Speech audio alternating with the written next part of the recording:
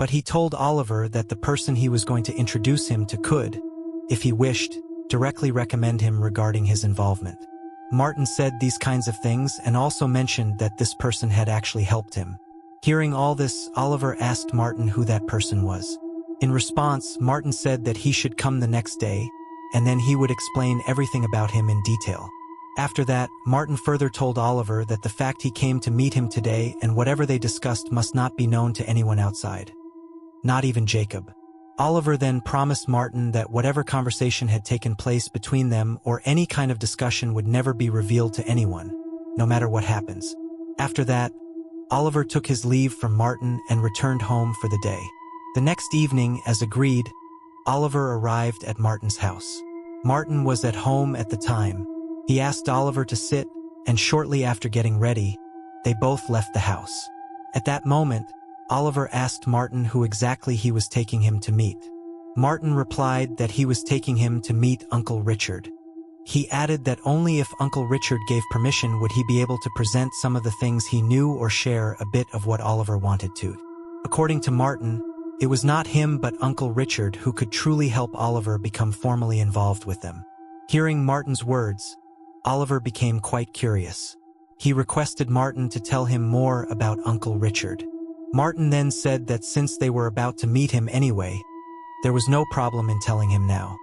He explained that Uncle Richard's family was a very respectable one in the area, and that he was a real estate broker, meaning he worked as a third party to sell lands, flats, and such properties, earning a good commission from them. He also mentioned that Uncle Richard was his distant uncle, the one who had helped him, and that he was currently assisting him in his business. However, he had received this opportunity by accepting a special proposal from him. Overall, Martin said that his life was going quite well these days, as Oliver could already see. While talking about these and many other things, Oliver and Martin eventually reached Uncle Richard's house. As soon as Oliver stood in front of it, he realized that Martin had not exaggerated. The appearance of the house alone reflected the status of a respectable family. Martin stepped forward and knocked on the door. Oliver stood behind him, looking around and thinking how wonderful it would be if his own house were like this. While Oliver was thinking these things, a middle-aged man opened the door and greeted them with a smile, saying, "Oh, you've arrived. Come in, come in." After Oliver and Martin entered, the man closed the door and led them to the living room, where they sat down. Oliver quietly looked around. Then Martin said, "Uncle, the friend I told you about. This is Oliver." At that moment, Oliver became sure that the man was Uncle Richard. While exchanging a polite handshake with him, Oliver was also surprised to think that Martin had introduced him as his friend, even though they had only met the previous day. This made Oliver develop a positive impression of Martin. He thought to himself that even if Martin might be involved in something questionable, as a person he seemed good. Uncle Richard then said, "Martin has told me about you, but I would like to hear everything directly from you. After hearing it all, I will decide what can be done." Oliver first told Uncle Richard that he was ready to do anything to achieve extraordinary success in life, and that he had already made a firm decision about it. Uncle Richard asked why Oliver was attracted to such supernatural success, since there were many other ways to succeed in this world. In response, Oliver said that he wanted success by any means necessary. He had tried everything so far but had realized that none of those efforts would ever lead him to success. Uncle Richard then said that the kind of work they wanted to do, or the kind of work they actually did, required not only physical ability but also mental strength. He added that although he had heard a bit from Martin, he wanted to know how Oliver had become interested in such supernatural matters. Oliver then explained his fascination with magic, occultism, and supernatural subjects since childhood. He also did not forget to mention the terrifying performance of a black magician named Lucas that he had witnessed during his teenage years, just as he had told Martin earlier. After listening to everything, Uncle Richard said, "I think you are a brave boy, and I am quite hopeful that you can join us. But for that, you must first take a small test. If you pass it, then I will consider your matter." Hearing about the test, Oliver became somewhat nervous, as he was not mentally prepared for something like this at that moment. He had just met this man who, according to Martin, was connected to something supernatural. What if, in the name of a test, he tried to harm him? While Oliver was thinking all this, Uncle Richard suddenly said, "Look, Oliver, I understand what you are thinking, but you can be assured of one thing: I will not harm you." Hearing such words from Uncle Richard, Oliver felt somewhat embarrassed and was also surprised to think that Uncle Richard spoke in such a way as if he could read Oliver's mind. Without thinking much, Oliver shyly said that it was not exactly like that. Actually, Uncle Richard, he had just gotten a little nervous when he suddenly mentioned the test. Martin had not told him anything about such matters on the way, so that was why he felt a bit uneasy. Saying this, Oliver looked toward Martin and saw that he was smiling quietly. Uncle Richard then said that even if Martin had known, he wouldn't have been able to tell him. Then he asked Oliver whether he was ready for the test. Oliver asked what kind of test it would be, saying that it would be better if he could have some idea about it. Uncle Richard smiled slightly and told him that it was nothing that would cause him pain. He would be able to do it within his own capability, and he could trust him. He added that Martin was his distant nephew, and since Oliver was about Martin's age and his friend, he saw him in the same way, so he should stay assured nothing would happen to him. With Uncle Richard's reassurance, Oliver felt somewhat relieved. He then said that he was ready for the test. Hearing this, Uncle Richard said enthusiastically, "That's what someone suitable sounds like." Then he told Martin to go and sit in the next room, as he already knew that during the test, no third person was allowed in the room except the one taking the test and the one conducting it. He added that he would call him once it was over, and until then he should wait in the next room. He also expressed hope that his friend would pass the test. Martin smiled slightly and said to Oliver that there was nothing to worry about. He believed Oliver would pass. However, he gave him a small piece of advice. During the test, he must only tell the truth, no lies or made-up answers. If he passed the test, there would be no obstacle to joining them. Wishing him good luck, Martin left for the next room. Uncle Richard then asked Oliver to wait for a few minutes and went into the inner room. Although Oliver felt somewhat reassured by his words, there was still a strange uneasiness working within him. After about 2 minutes, Uncle Richard returned from the inner room. In his hand, he was holding a medium-sized wooden box. The box was exquisitely crafted. Placing it on the table, Uncle Richard said that inside this box was the question for his test. At first glance, Oliver understood that the box was made of very expensive wood. But more than that, what fascinated him was the strange design carved on the lid. He couldn't understand whether it was some kind of unusual geometric pattern or modeled after something else. Sitting across from Oliver, Uncle Richard said, "Prepare yourself for your test." To be honest, after seeing the box, for a brief moment Oliver even thought that there might be some kind of weapon inside it. But as soon as Uncle Richard opened the lid, all his misconceptions were shattered, and for a moment his eyes sparkled. Inside the box, laid on a soft reddish velvet lining, was a thick, shining silver chain. Attached to it was a palm-sized, dark blue, oddly cut, somewhat rounded stone. Uncle Richard said, "Oliver, the stone you are now seeing, just seeing it once is a matter of great fortune. It is not an ordinary gem or stone. For now, I can only tell you this much, that this stone is the achievement of my entire life." As Oliver listened to Uncle Richard and looked intently at the stone, he suddenly felt as if he had entered into another room. He couldn't take his eyes off it. The light of the room falling on the carved edges of the stone created a strange kind of reflection. Uncle Richard then said, "Now comes your real test.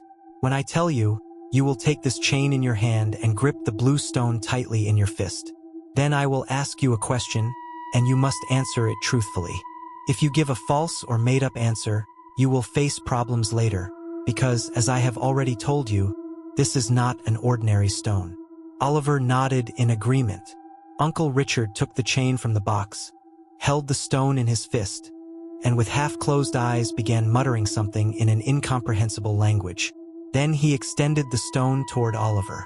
Following his instructions, Oliver carefully reached out and took the stone, gripping it tightly in his hand.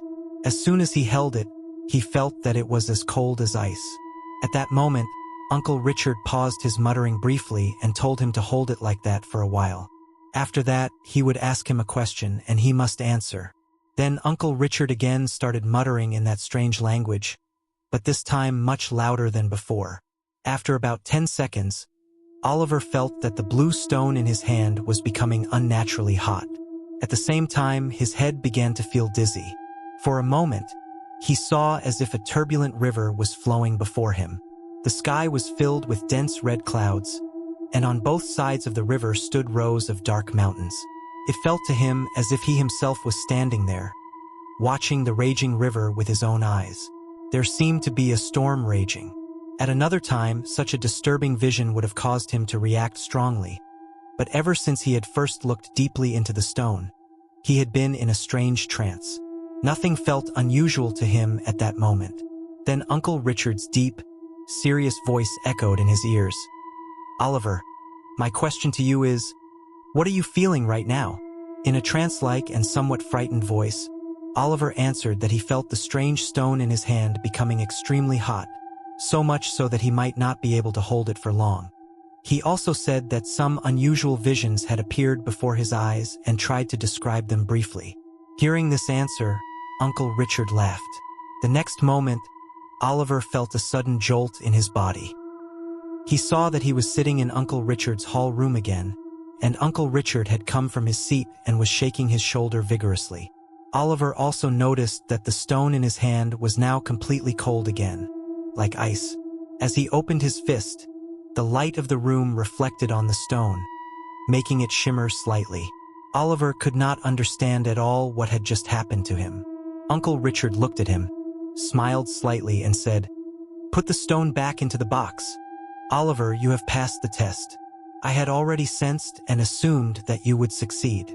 Hearing this, Oliver looked at Uncle Richard with eyes full of astonishment and, with trembling hands, carefully placed the stone back into the box. As Uncle Richard picked up the box and closed its lid, he loudly called out to Martin, saying, "Martin, you may come now. Your friend has passed my test."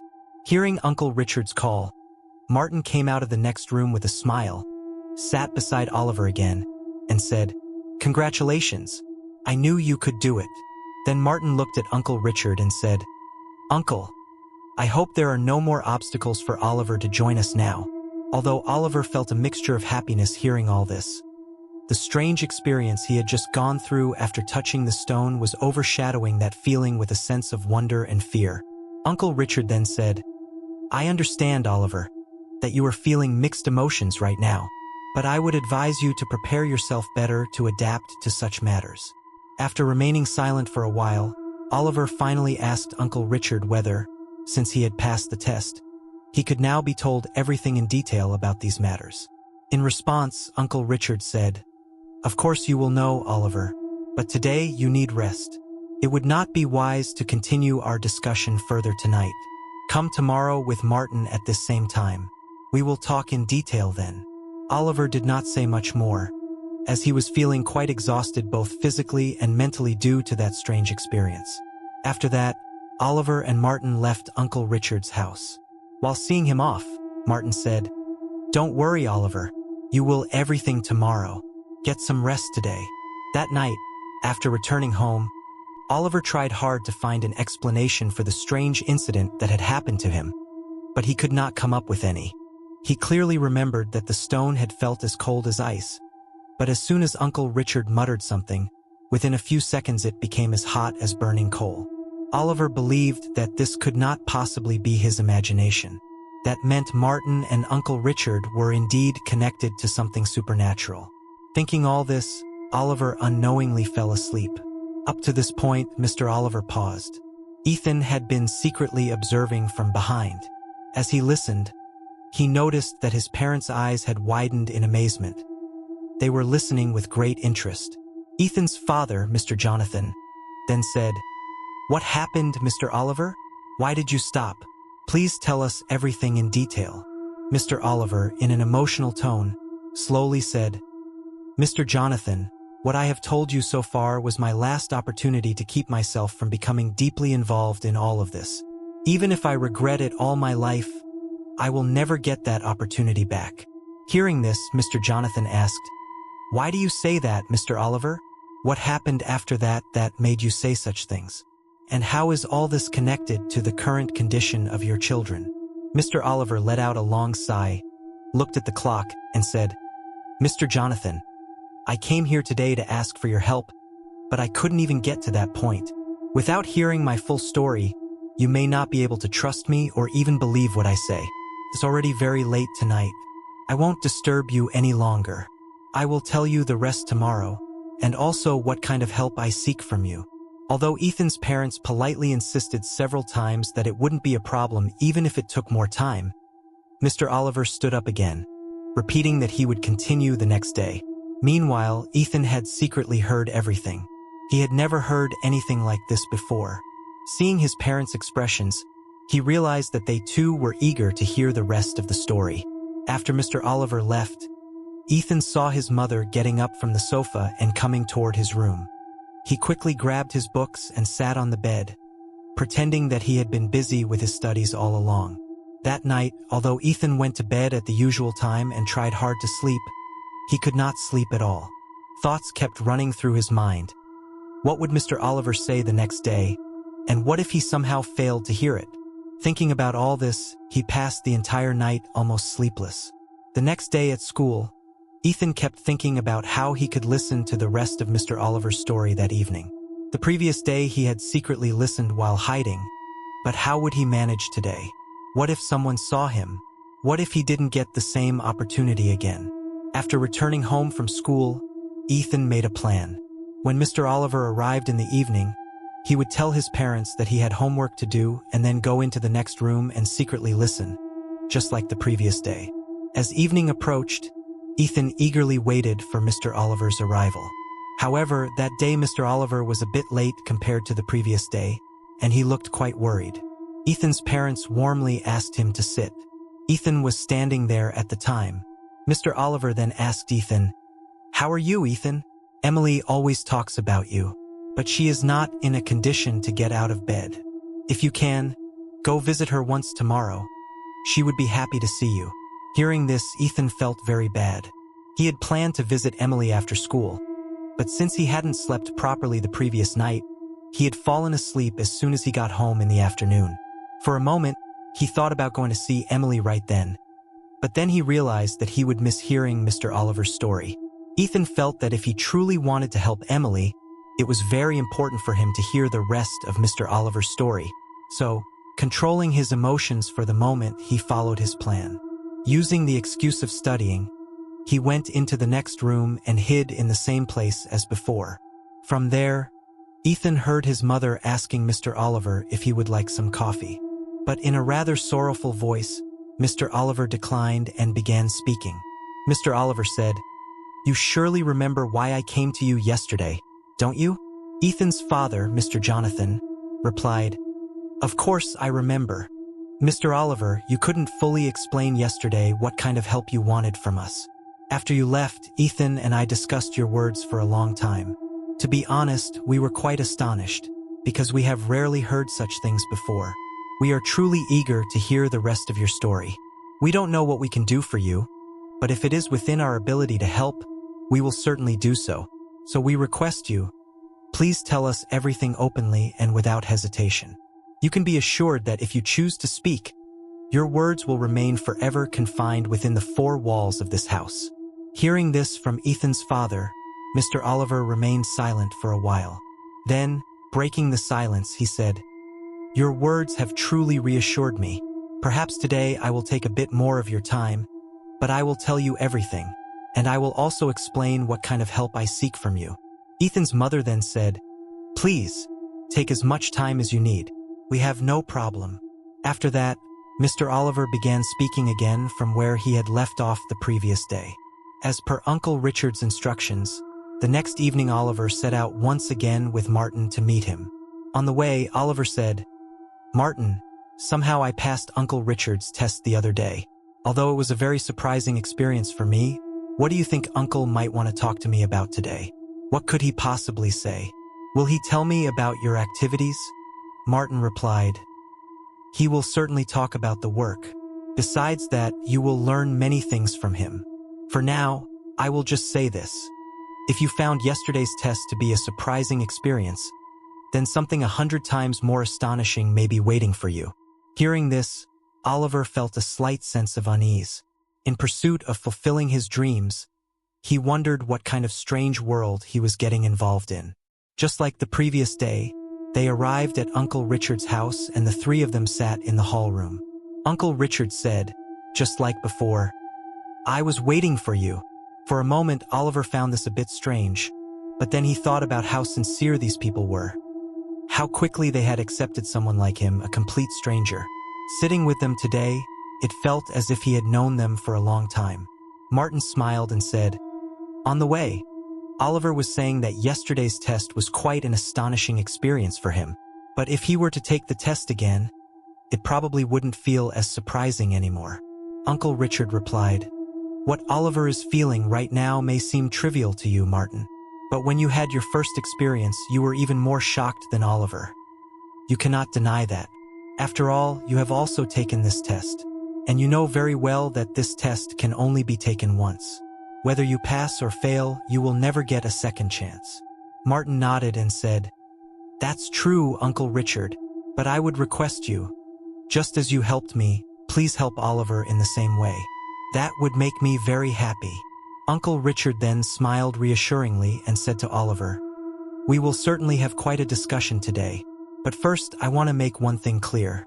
As far as I know, you don't live very close to here, so if you want to join our activities, then according to my calculation, you will have to come and stay in this area for some time." Hearing this, Oliver became quite worried. He was working a small job near his home in Montreal. If he had to stay here, it would be very difficult for him to travel such a long distance regularly to continue his work. Moreover, his financial condition was not good enough to afford renting a place in this area. On the other hand, if he could not participate regularly in their activities, that might also create problems later, since these were not ordinary matters. While Oliver was lost in these thoughts, Uncle Richard's voice interrupted him. Uncle Richard said, "I understand what you are thinking, Oliver. I told you the other day that since you are Martin's friend, you can consider yourself like my nephew as well. So, how would it be if I arranged some financial support and a place for you to stay nearby for the time being?" Hearing this, Oliver was initially surprised, wondering how Uncle Richard could always understand what was on his mind. At the same time, a special sense of respect for Uncle Richard grew within him. Oliver then said, "I don't know how to thank you, Uncle Richard, but the truth is, with the income from the job I currently do, it's not possible for me to afford renting a house. And if I come to stay here, I'll have to leave that job as well. So, without your special support, I really can't say anything for certain about this matter, which you have probably already understood." Hearing this, Uncle Richard smiled a little and said, "There's nothing to worry about, Oliver. Not too far from here, a very close friend of mine has a house. He has been living in Alberta with his family for business purposes for a long time. He comes here once or twice a year for vacation. Apart from that, the house remains empty all year round. If I contact him and make a request, he might even give you the responsibility of looking after the house. If you get the job, you'll receive good payment. And except for 1 or 2 rooms, you'll have free access to the entire house. This way, your accommodation and rent problems will also be solved, and you'll be able to easily participate in our activities from here. So, will that work for you?" Hearing Uncle Richard's words, Oliver was overwhelmed. He no longer had any doubt that Uncle Richard held considerable influence in this area. Oliver exclaimed, "What do you mean, will it work? For someone like me in this unfamiliar place, getting to know people like you and being able to stay in your area and join your activities so easily is truly a matter of great fortune for me." Uncle Richard then said, "Then it's settled. Do one thing, next Sunday, bring all your necessary belongings and come to my house. Come along with Martin. After that, I'll take you to your new place and explain everything." Hearing this, Oliver agreed and said, "That's fine, Uncle Richard, but you mentioned that you would discuss your activities today. Please at least give me some idea about it. I have passed the test you gave me, and with your support, I might be able to comfortably join your activities from next week. So I hope you won't mind giving me at least a basic idea today." Hearing this, Uncle Richard smiled slightly and said, "Why would I mind? But let me tell you something, Oliver. You may have to show extreme patience in this work at times, though I believe you can do it." After a brief pause, Uncle Richard continued, "I understand that you're very eager to know about these matters, and that's quite natural. Today, I'll try to give you some basic idea. Later, I'll explain the rest step by step. Since you are still at a very initial stage, I will only tell you as much as is necessary for now. Gradually, you will come to know everything." Then, while sitting, Uncle Richard leaned slightly forward, looked into Oliver's eyes, and said in a strangely cold voice, "Ultimately, I want what's best for you, Oliver. You can trust me." The way Uncle Richard said this while looking at Oliver made Oliver feel, even for a moment, that the middle-aged man sitting before him could never be wrong. Oliver immediately replied in a somewhat embarrassed tone, "What are you saying, Uncle Richard? I already trust you like my own family. What you are doing for me, even family members don't always do that. Please tell me whatever you think is necessary for now. I will learn the rest in time." It seemed to Oliver that Uncle Richard was quite pleased to hear this. Martin also smiled and said, "We're not doing anything special. We always like to warmly welcome our new members. You can say it's a kind of tradition for us." Oliver had noticed that although Martin spoke normally with him on the way, when he was in front of Uncle Richard, he spoke very carefully and avoided any unnecessary words. Uncle Richard said, "I'm sure, Oliver, that you will reach great heights one day. So let me tell you, everything you see here today, this big house, cars, and property, I didn't inherit all of it. Although my family's financial history wasn't bad, and I did inherit quite a lot compared to what you see now, that inherited wealth was nothing. About 15 years ago, my house didn't look like this, and I didn't even have a personal car. Due to my father's uncontrolled habit of excessive drinking, there came a time when, if things had continued like that for a little longer, we would have had to beg from others, sacrificing our family honor. After discussing with everyone, I started a car workshop using some savings, some money we already had, and some borrowed funds. There, along with a few employees I hired, we did all kinds of car repair work. In the beginning, even though I owned the workshop, the little income one earned from a few small jobs was barely enough to pay my workers, and what remained for me made it very difficult to keep the workshop running. After several months, the situation improved a bit, but it was nothing remarkable. I was thinking whether to continue this work or try something else. At that time, one sunny afternoon, a gentleman arrived at my workshop with his car. Believe me, Oliver, such an expensive car had never come to my workshop before. In fact, I hadn't even seen many like it in my life. The gentleman was probably 10 to 15 years older than me. He was wearing an expensive suit and black sunglasses. About 6 feet tall, with curly golden hair. Anyone could tell at a glance that he belonged to a very prestigious family. From his physique, I guessed that even at that age, he probably maintained his fitness regularly. He was strong, well-built, and had a very commanding personality, yet he spoke in a very polite and sincere tone. He told me that he usually didn't need to stop or meet anyone in this area, so he wasn't very familiar with the surroundings. But that day, he had to come here for an urgent matter, and on his way back, something suddenly went wrong with his car. He didn't understand what the problem was. After asking around, some people told him about my workshop, and somehow he managed to bring his car in front of it. He then politely requested me to fix his car as quickly as possible. He even offered to pay me double if necessary, saying that if there was any delay, he might be in serious trouble because he had to reach somewhere urgently.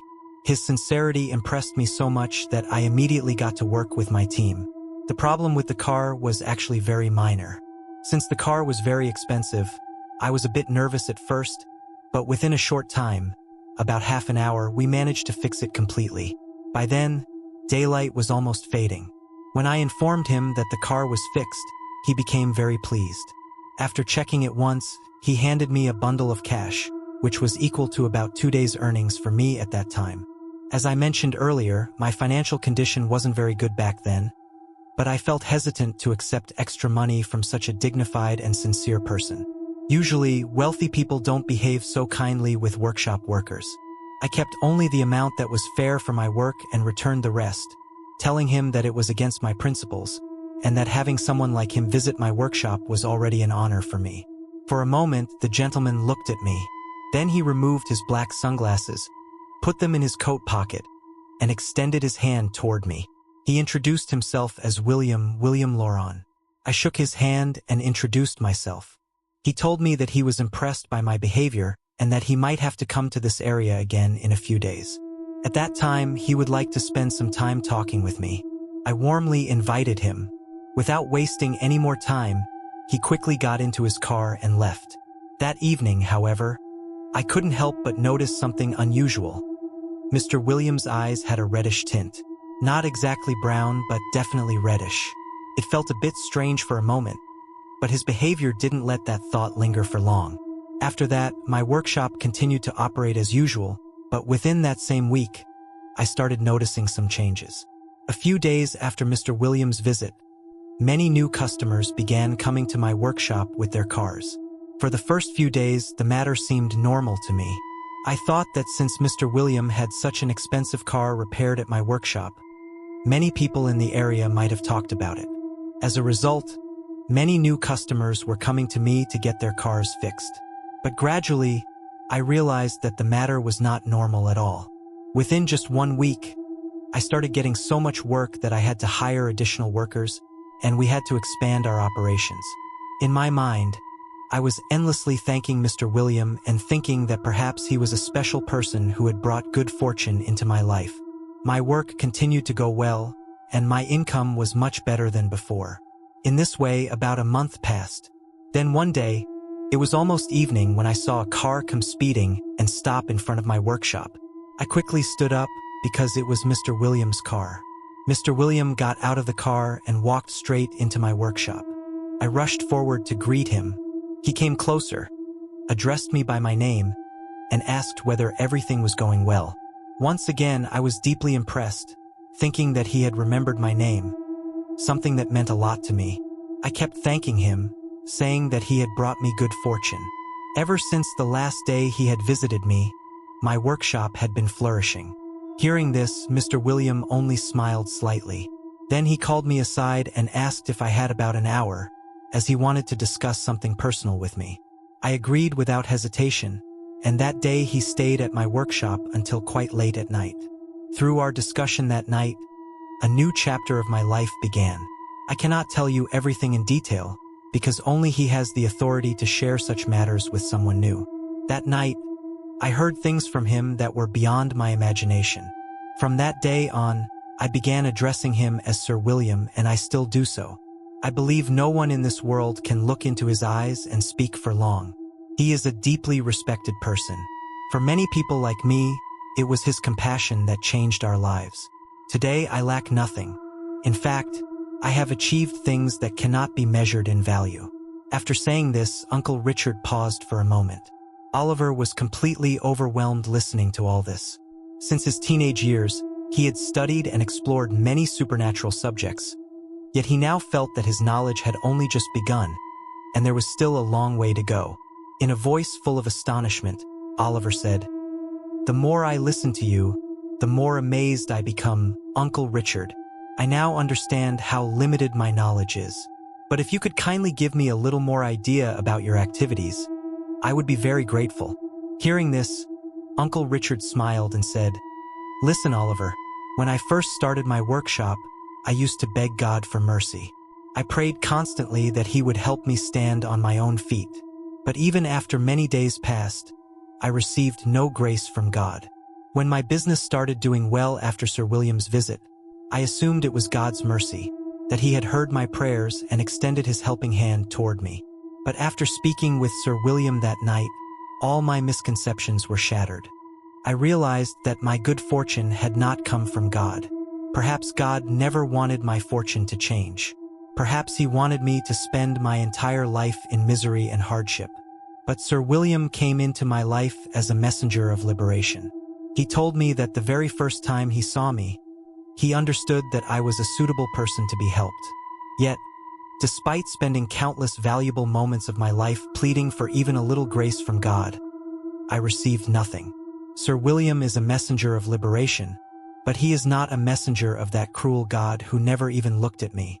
You will see many people around you, Oliver, who follow religious beliefs, perform rituals regularly, and beg God for help and good fortune. But tell me, how many of them have you seen achieve significant change in their lives? I know you cannot answer that question because there is no answer, and even if you try to explain it to them, it would be useless. They will continue doing what they do. That is why I never tried to explain it to anyone. After receiving Sir William's special favor, I didn't have to run my workshop for more than a couple of months. What you see today, my wealth and luxury, most of it I have achieved through my own ability, and it has only been possible because of Sir William's grace. For now, I won't tell you much more about him, but let me just say this, calling him an extraordinary person would be an understatement. He is one of the most special individuals on this earth. You will learn everything gradually, in time. Let's not talk more today. I hope at least some of your curiosity has been satisfied. Come early on Sunday with all your preparations. First, let's finalize your accommodation and work arrangements. Then we can talk more about these matters. As Oliver listened to Uncle Richard, many questions gathered in his mind. But since Uncle Richard ended the conversation for the day, he hesitated to ask them. In his mind, Oliver thought that he would have to learn more from them in the coming days. He knew that in that area, Satanism and devil worship had been practiced to some extent for a long time. From Uncle Richard's words, he began to suspect that Sir William, Uncle Richard, Martin, and the others might secretly be followers of Lucifer. Among forms of devil worship, this was considered one of the highest and most effective methods. Oliver thought to himself, if such practices could grant supernatural power, and if he could at least attain the kind of power and wealth that Uncle Richard possessed, then what would be wrong with that? After all, like Uncle Richard, he too had once begged God countless times for mercy. He had always prayed that God would grant him supernatural abilities. But since God had not responded to his prayers, he thought he might as well move forward through an alternative path. What he needed was power and wealth. Whether it came from God or from the devil did not matter. That wasn't really important. In fact, there was something in Uncle Richard's words that convinced Oliver very easily. The religious values that once guided him no longer worked within him as before. Instead, the fascination with an aristocratic lifestyle and the desire to possess supernatural powers that had recently awakened within him grew even more intense that day, far beyond what it had been before. There wasn't much more conversation between them. After discussing briefly what they would do on Sunday, Oliver returned home for the day. From the next day, he began preparing to move. At home, he said that he had found a better job than the one he was currently doing, and because of that, he would need to stay away for a few days. After that, he went to his workplace where he had been working at the time. Oliver thought to himself that he should at least inform Jacob about a few things, because the place he was going to was unfamiliar to him, and so far the only people he knew there were Martin and Uncle Richard, whom he had known for only a few days. However, Oliver also thought that if he told someone directly, they might try to stop him or react differently. So he would need to present the matter carefully. When he met Jacob, Oliver told him that he was leaving his job and would be staying for a few days in Martin's area. Hearing this, Jacob showed a disturbed expression and said, "I don't know what Martin has told you or how he has convinced you, Oliver. Martin is an old friend of mine, and no matter what he does, I believe he is a very good person at heart. But as a friend, I request you, please don't get involved in their activities. I can understand that what they are doing is not normal at all. I told you before, and I'm telling you again, have faith in God, Oliver. He gives sorrow, he gives hardship, and after hardship comes relief. That is why people are able to feel happiness. And if someone lives in too much happiness, eventually despair follows, and then sorrow returns. In this way, sorrow and happiness come one after another by God's will. If someone is suffering, God has something better prepared for them in the afterlife. We who believe in God accept the pain of this temporary and fleeting life with the hope of His mercy in the hereafter. We often avoid the small pleasures of this world, believing that whatever God does for us will be for the best. This world is a test for us. So once again, I'm telling you, have faith in God." Then Oliver said to Jacob, "Maybe you're getting a bit too worried, my friend. There's no doubt that Martin is a very good person. In fact, the people he associates with are all open-minded individuals. It's not really what you're thinking. When I was discussing my interests with Martin and his uncle, they actually offered me a better job opportunity. Along with that, they told me that they have several unique rituals and practices which are not possible to observe regularly from such a distance. Considering everything, I've made this decision. However, I have no plan to join them or become involved. I might stay there for a few months because of work and try to learn a few things from them to satisfy my curiosity. That's all.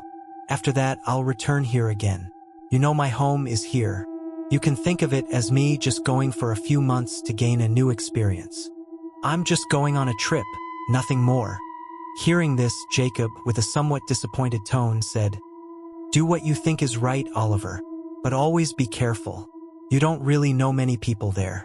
I can say this much, you can trust Martin with your eyes closed. But I can't say the same about the others because I don't know them. I hope you return soon, and that we meet again quickly. May Almighty God bless you and protect you from all dangers." For Oliver, the matter was truly painful. He felt somewhat bad for lying to Jacob, because it was through Jacob that he had met Martin in the first place. But since Jacob's way of thinking was different, if he had told him the whole truth, he might have created unnecessary trouble. Anyway, Oliver did not prolong the conversation and, citing a special reason, resigned from his job that very day. After that, he began preparing to move. Since his future was still uncertain, Oliver thought there was no point in carrying a lot of belongings with him. He decided to take only a few necessary items and a few books, nothing more. Early Sunday morning, Oliver set off with his luggage and bags. Since it was a holiday, it didn't feel to him like he was moving somewhere. Rather, it felt as if he was going on a trip. At first, Oliver arrived in front of Martin's house. Martin was already prepared. From there, according to their prior plan, Martin took him to Richard's house. It took several hours to reach that area from Oliver's place. After first stopping at Martin's house and then going with him to Uncle Richard's house, Oliver was quite exhausted from carrying his heavy luggage. Uncle Richard suggested that it would be better to rest for an hour before heading out. Then he went inside to take care of some paperwork, while Oliver sat with Martin and started chatting. Oliver repeatedly thanked Martin. He said, "Look, Martin, if you hadn't helped me in this unfamiliar place, I wouldn't have been able to be here today. I would even say that if Mr. William is a bearer of fortune for Uncle Richard, then you are the same for me." Hearing this, Martin's face suddenly turned pale. In a dry voice, he said, "Oliver, you don't even realize whom you are comparing me to. Please address him as Sir. Sir William is not an ordinary person, and compared to the level he has reached, I am not even worthy of his toenail. You came to me as Jacob's friend with a special request. I enjoyed talking with you, so I helped you. Nothing more than that." Martin's sudden reaction surprised Oliver. It seemed to him that Martin had become very nervous upon hearing the comparison with Sir William. Composing himself, Oliver said, "Sorry, Martin.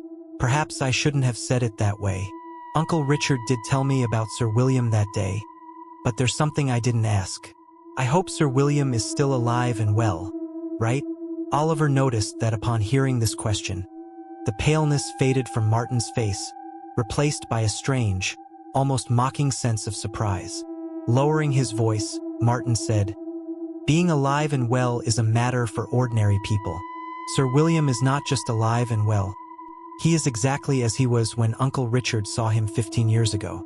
According to Uncle Richard, from that first meeting until now, there hasn't been any visible change in his appearance." Oliver replied, "It could be that he lives a very disciplined life, regular exercise, maintaining his fitness, that's why it seems that way." Martin said, "You won't understand until you see it with your own eyes. This is not something ordinary, Oliver, because he is not an ordinary man. Where our imagination ends, his existence begins. You will understand soon." Oliver then asked, "Your words are making this even more mysterious, Martin. Have you ever met Sir William in person?" Hearing this, Martin remained silent for quite some time.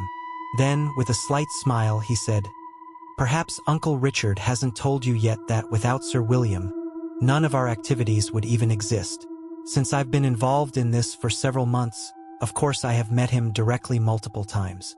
Now I know you'll ask how and where, but I'm sorry, I can't answer that right now. At the right time, Uncle Richard himself will tell you. Oliver understood that he wouldn't learn anything more from Martin for now. From the beginning, he had noticed that Martin always hesitated to speak beyond what he was permitted to say about these matters. They continued talking about other things. After a while, Uncle Richard came out from inside and said, "Looks like your conversation is going quite well. Listen, our plan has been slightly changed. Both of you will have lunch here today. Then, after a bit more rest, we'll head toward our destination when the sun is less harsh. I have my car, so there's nothing to worry about." Oliver didn't find the proposal bad at all. It would also give him a chance to explore Uncle Richard's house a bit more.